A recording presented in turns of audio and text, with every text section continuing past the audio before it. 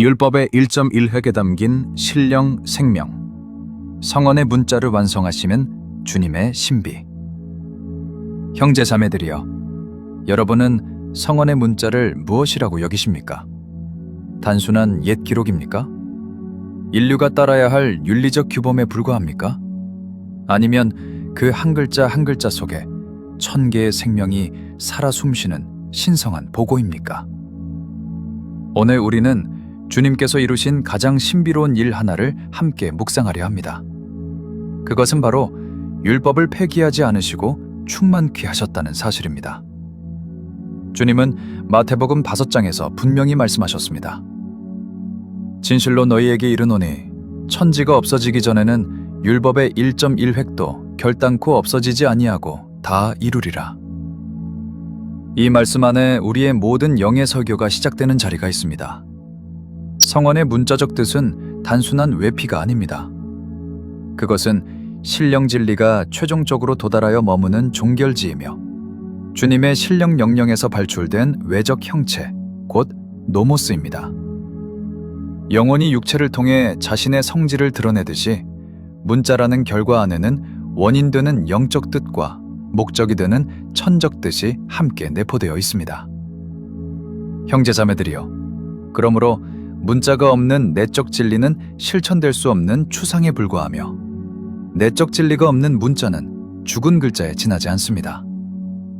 오직 문자에 순종하여 인내의 삶을 살아낼 때에만 비로소 신령선과 신령진리가 우리 안에서 하나로 결합되는 것입니다. 이제 율법이 어떻게 완성되는지 그 3가지 차원을 살펴보겠습니다. 첫째, 최고의 뜻은 주님의 영화입니다. 주님은 인성을 입으시고 이 땅에 오셔서 모계로부터 물려받은 고유 속성의 악을 정복하셨습니다. 그분은 가장 외적인 물질적 육체에 이르기까지 신성과 온전히 합일하셨습니다. 이 우주적 성취가 무엇입니까? 그것은 육체의 욕망에 고착되어 있던 감관적 인간들이 지옥의 속박에서 벗어나 구원받을 수 있도록 신령한 통로를 영원히 열어놓으신 사건입니다. 둘째, 속뜻은 영적 교회의 재건입니다. 이스라엘의 외적 율례가 폐기됨과 동시에 그 내면에 잠들어 있던 영적 진리가 회복되는 것입니다.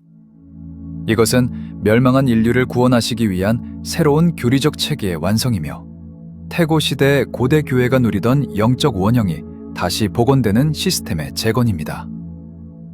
셋째, 개별적 뜻은 인간의 중생입니다.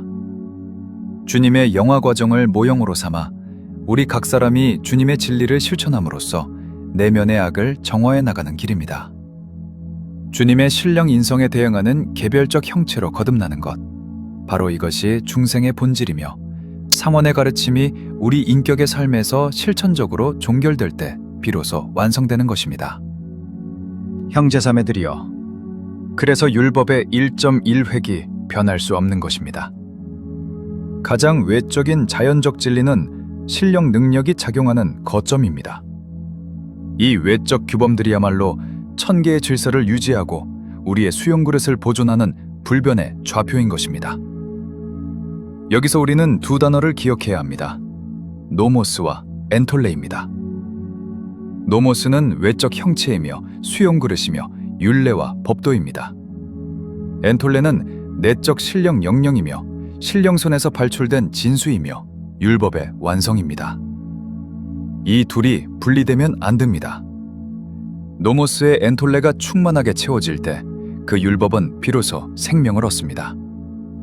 또한 사람의 아들은 신령 진리의 측면에서 주님이시며 우리 지각의 근거가 되십니다. 하나님의 아들은 신령선의 측면에서 주님이시며 시험을 겪지 않으시는 신성 그 자체이십니다.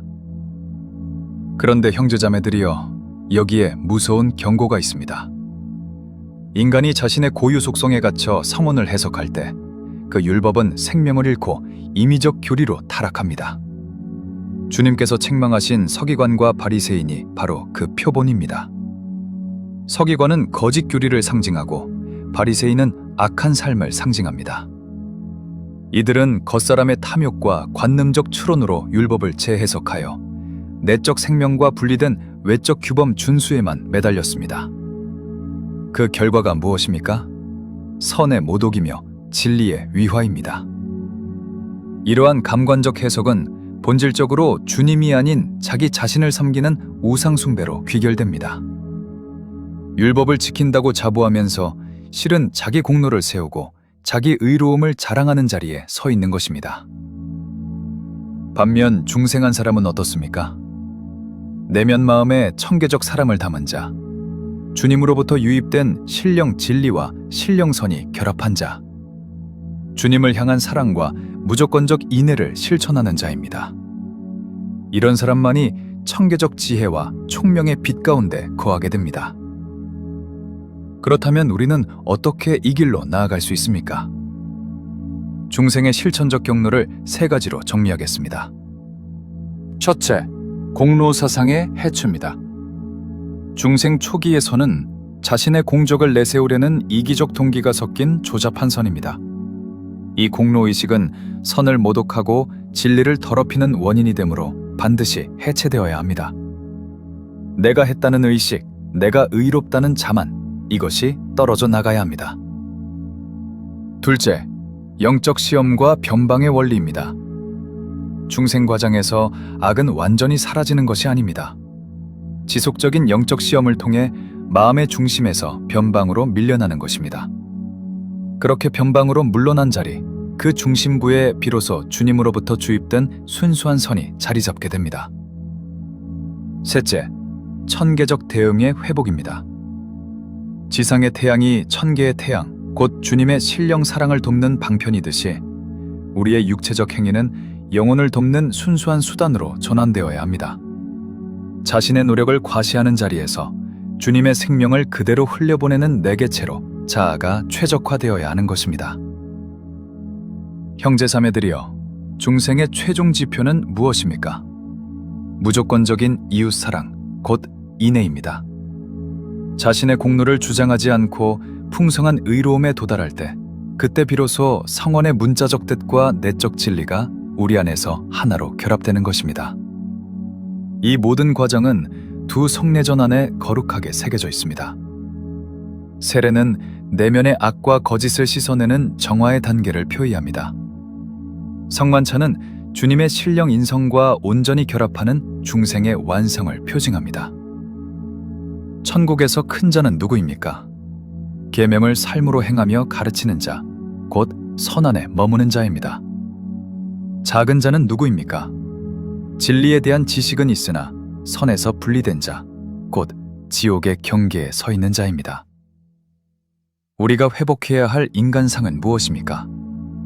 히브리어로 얼굴이 붉은 사람이라는 뜻을 지닌 아담입니다. 내면 마음에 신령 사랑의 열기를 담고 진정한 인애를 실천하는 참 사람입니다. 사랑하는 형제 자매들이여 묻습니다. 여러분의 마음 가장 깊은 자리에는 지금 무엇이 자리 잡고 있습니까? 자기 공로를 자랑하는 서기관의 추론이 중심에 있습니까? 아니면 주님으로부터 유입되는 순수한 신령 사랑이 중심에 있습니까? 율법의 1.1획이 여러분의 삶에서 어떻게 충만하게 채워지고 있는지 오늘 조용히 자신을 돌아보시기 바랍니다. 오늘의 짧은 묵상으로는 다 담을 수 없는 깊은 진리가 더 많이 있습니다. 보다 풍성한 가르침은 새 예루살렘 선교회 TV의 풀 영상을 통해 만나보시기 바랍니다. 형제 자매들이여, 이 영상이 여러분의 영혼에 작은 빛이 되었다면 좋아요를 눌러주시고 채널을 구독해 주시며 또한 진리를 갈망하는 이웃에게 이 영상을 나누어 주십시오. 단 한 사람의 구도자에게라도 이 말씀이 닿기를 간절히 소망합니다. 그리고 한 가지 더 전해드릴 소식이 있습니다. 사복음서 전권을 영해 해설한 교회비의 20권 중 제1권이 출간되었습니다. 구글에서 교회비의를 검색하시거나 교보문고, 영풍문고, 예스24, 알라딘 어디서든 만나보실 수 있습니다. 성원의 문자 안에 감추어진 신령 생명을 더 깊이 만나기를 원하시는 모든 분께 이 한 권이 작은 등불이 되기를 기도합니다. 주님의 평강이 여러분과 늘 함께 하시기를 축원합니다. 사랑하는 형제자매들이여, 다음 영상에서 또 만나 뵙겠습니다.